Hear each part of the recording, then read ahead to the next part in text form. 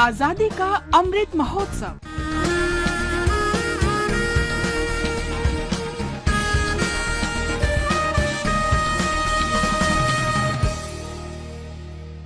आजादी का सफर आकाशवाणी समाचार के साथ। आज की कड़ी में हम स्वतंत्रता सेनानी सुरेंद्र नाथ बनर्जी का स्मरण कर रहे हैं। उनकी मृत्यु 6 अगस्त 1925 को हुई थी।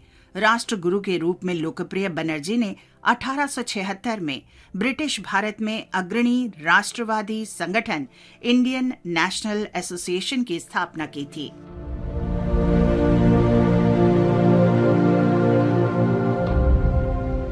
सुरेंद्रनाथ बैनर्जी का जन्म 10 नवंबर 1848 में कोलकाता में हुआ था। उन्होंने 1870 में भारतीय सिविल सेवा की परीक्षा उत्तीर्ण की, लेकिन ब्रिटिश शासन ने उन्हें अयोग्य ठहरा दिया। इस फैसले के विरोध में मुकदमा जीतने के बाद सिलहट में सहायक मजिस्ट्रेट के रूप में उनकी नियुक्ति हुई, लेकिन जल्द ही ब्रिटिश शासन ने उन्हें गलती का हवाला देते हुए बर्खास्त कर दिया और इस बार उनकी अपील को ब्रिटिश अदालतों ने भी खारिज कर दिया। इसके बाद बैनर्जी ने इंडियन एसोसिएशन का गठन किया, जो पहला अखिल भारतीय राष्ट्रवादी संगठन था। वे 1885 में भारतीय राष्ट्रीय कांग्रेस के गठन के तुरंत बाद उसके सदस्य बनाए गए। उन्होंने 1905 में बंगाल के विभाजन का मुखर विरोध किया। सुरेंद्र नाथ बनर्जी आंदोलन में सबसे आगे थे। उन्होंने पूरे बंगाल और भारत में विरोध प्रदर्शनों, याचिकाओं और व्यापक जन समर्थन का आयोजन किया, जिसने आखिरकार अंग्रेजों को बंगाल के विभाजन के फैसले को वापस लेने पर मजबूर कर दिया। वे स्वदेशी आंदोलन की एक महत्वपूर्ण हस्ती थे। बनर्जी गोपाल कृष्ण गोखले और सरोजिनी नायडू जैसे भारतीय नेताओं के संरक्षक थे। भारतीय स्वतंत्रता आंदोलन के अग्रणी नेता सुरेंद्र नाथ बनर्जी ने 6 अगस्त 1925 को अंतिम सांस ली। आकाशवाणी समाचार की ओर से राष्ट्रवादी नेता सुरेंद्र नाथ बनर्जी को नमन।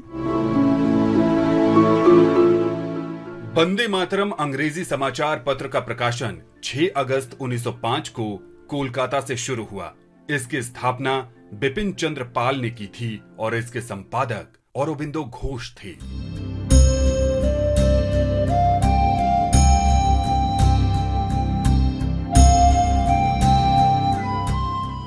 वंदे मातरम का उद्देश्य भारतीयों को पूर्ण स्वतंत्रता के उद्देश्य से संघर्ष के लिए तैयार करना था।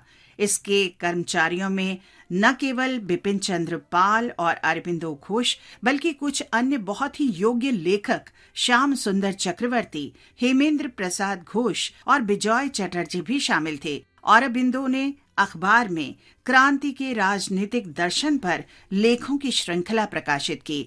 वंदे मातरम में अरबिंदो घोष के संपादकीय की प्रशंसा करते हुए बिपिन चंद्र पाल ने कहा था, वंदे मातरम, देश में ऐसी ताकत थी जिसे नजरअंदाज करने की हिम्मत किसी में नहीं थी, भले ही वे इससे कितना भी डरें या नफरत करें। औरोबिंदो नई पत्रिका में प्रमुख और केंद्रीय व्यक्ति थे।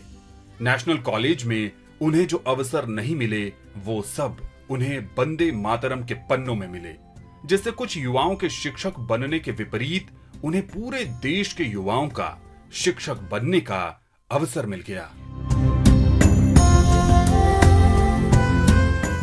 वंदे मातरम पत्रिका जनमानस को बदलने और क्रांति के लिए तैयार करने के प्रभाव के मामले में लगभग अद्वितीय थी। आज हम बिहार के पटना निवासी क्रांतिकारी राम बाबू उर्फ भगत को भी याद कर रहे हैं। वो हिंदुस्तान सोशलिस्ट रिपब्लिकन आर्मी के कार्यकर्ता थे।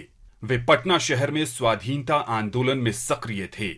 एक दिन अंग्रेजों के खिलाफ उपयोग करने के उद्देश्य से तैयार किए जा रहे बम के विस्फोट में वे गंभीर रूप से घायल हो गए। राम बाबू को पटना जनरल अस्पताल भेजा गया, जहां 6 अगस्त 1931 को उनकी मृत्यु हो गई।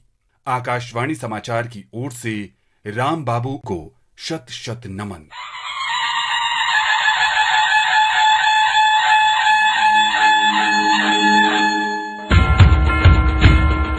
हम महाराष्ट्र के सातारा के निवासी शहीद गुनू का भी आज स्मरण कर रहे हैं।